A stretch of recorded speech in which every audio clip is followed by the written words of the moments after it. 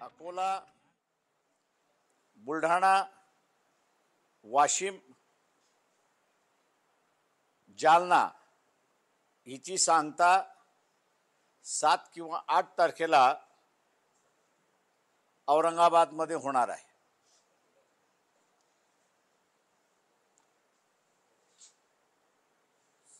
या 7 किंवा 8 ऑगस्ट तो सगळा कार्यक्रम ठरवून त्या ठिकाणी आहे.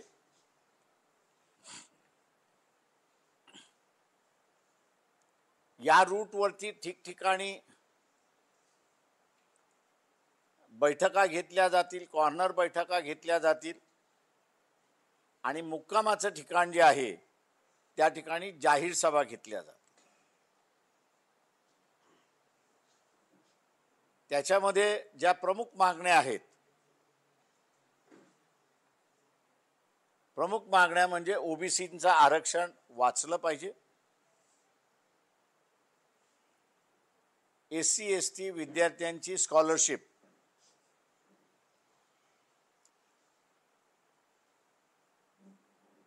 ही डबल झाली पाहिजे,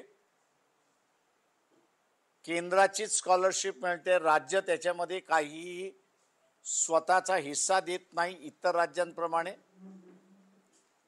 त्याचबरोबर ओबीसीच्या विद्यार्थ्यांना सुद्धा SC STची जी स्कॉलरशिप मिळते ती तशीच्या तशी लागू झाली पाहिजे. घाई गर्दीमध्ये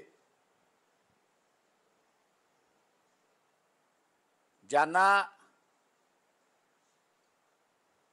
फॉर्म ऑफ कास्ट सर्टिफिकेट ज्याचा एक फायनल कास्ट सर्टिफिकेट देण्याच्या अगोदर फॉर्म ऑफ कास्ट सर्टिफिकेट असतो, तो घाई गर्दीने इश्यू करण्यात आलेला आहे,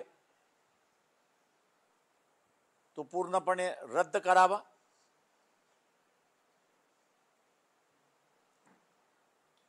जे कुणबी आहेत त्यांना आरक्षण मिळणारच, कारण का त्यांचं कुणबींचं ओबीसी मध्ये इन्क्लुडेड आहे.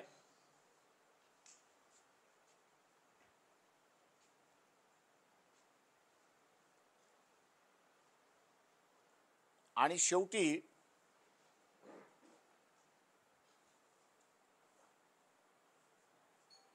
आरक्षण जे आहे त्याच्यामध्ये SC STला पदोन्नती आणि त्याचबरोबर ओबीसीला सुद्धा पदोन्नती मिळाली पाहिजे.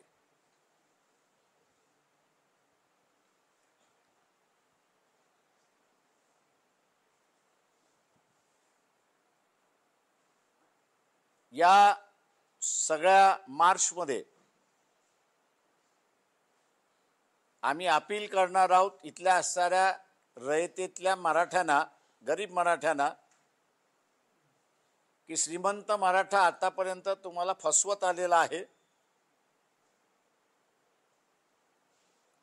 टिकाऊ आरक्षण काही दिलेलं नाही.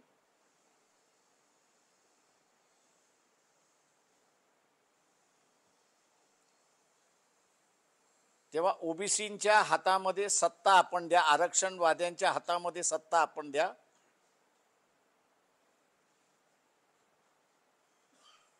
त्या सत्तेचा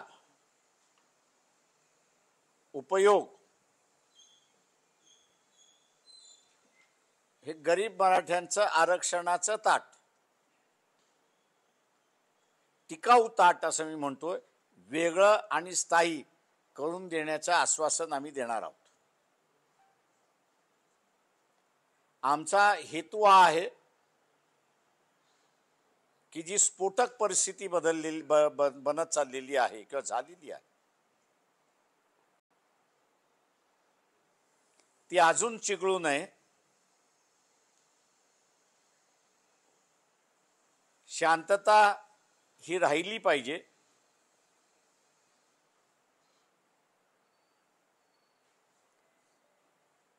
ओबीसी संघटना आणि वंचित बहुजन आघाडी यांच्या भूमिका अत्यंत स्पष्ट आहेत, परंतु ते इतर राजकीय पक्ष जे आहेत, भारतीय जनता पक्ष, काँग्रेस, शरद पवारांची काँग्रेस आणि उद्धव ठाकरेंची शिवसेना